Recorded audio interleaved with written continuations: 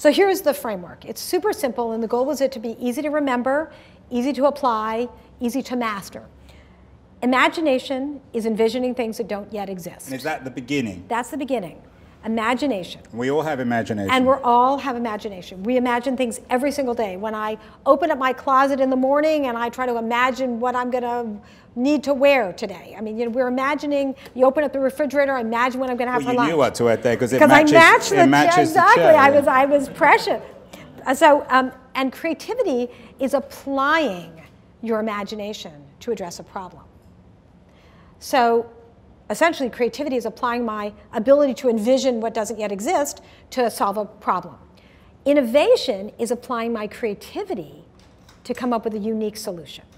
So creative solutions are new to you, but innovative solutions are new to the world.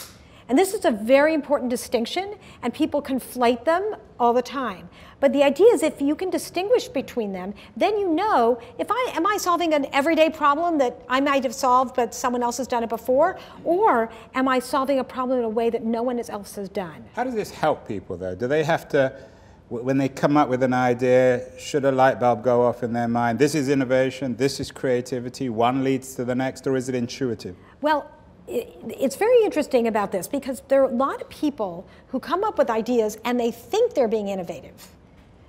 They think they're being innovative, but really they're being creative. And they don't go out and check to see if anyone else has done it before. I see this in my students all the time, is that, and we see this with companies all the time who come up with Me Too products. And they need to go out and say, okay, this is very interesting and new to me, but has anyone done it before? And to do their homework and then say, you know what, it's been done, how do I push further? How do I come up with something that's truly unique? And then the last piece of the puzzle is entrepreneurship.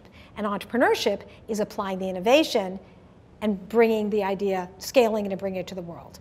So you go from imagination to creativity, innovation to entrepreneurship. It's a hierarchy. I want to compare it to learning how to talk. Babies naturally babble. They apply those sounds to make words, apply those words to make sentences, and the sentences to make stories. It's the same type of hierarchy that you move through as you go from imagination to entrepreneurship. We don't question whether we should teach math or science or even music or sports. We know that everybody has basic level skills, and some people might be more skilled than others, but that everyone can get better. And that it's our responsibility to teach people, even people who are not good at math, that we encourage them to make it through the entire curriculum in math because we know it's going to be important to them. We should be doing the same thing. And here's the problem. It's difficult to measure creativity. It's difficult to measure entrepreneurial spirit, and therefore we don't measure it. You know, there's a wonderful quote that says, all things that count can't be counted, and not all things that can be counted count. And this is a perfect example. How do you measure love? How do you measure ethics? How do you measure creativity? But you can. One more question, Yeah. and this is something you don't have in this book, but I think, especially speaking to you, and it's increasingly a question that I think is relevant. You leave out the issue of energy. You obviously, self-evidently, have tremendous energy. And I think one of the things that distinguishes creative, innovative, entrepreneurial people is their energy. And the people who want to live these lives but don't know how, to misquote Donald Trump, are low on energy. Where does energy come from? You know, energy is really, really important. Having a lot of energy is one of the biggest assets you can have. Is that biological? Is it just you know, there? I was like the most hyperactive kid in the world. I mean, see, you already are. No, but I used to literally bounce off the walls. I'm very, very calm now. Do you ever sleep? I love sleep. Sleep is like. But where does that come from? And if you don't have it, if you are, again, to quote Donald Trump, a low energy person, can you create that? You know, it's a really good question. I'd love for people in the audience here who might have low energy people who have been able to. I believe, though, that if you're really excited about something, it generates energy. There are people who start out not being inspired by the world, but once they find something that's really motivating, it generates this incredible sort of fountain of energy that you can draw upon. So I would be welcome other people to talk about that. I know.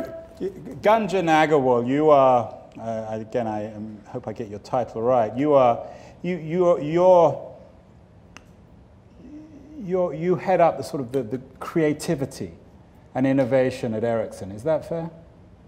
Actually, I head up recruiting and M&A HR for... But you focus on the creative. I support that, yeah. So has Tina helped you here in terms of when you go out and look for creative people? What do you look for? Is it the energy? Is it the innovation? Is it the commitment to entrepreneurship? How can people like Tina help you in your search for this and your investment in people? Actually, I'm lucky that I attended one of your sessions at Stanford as part of the Ericsson executive program.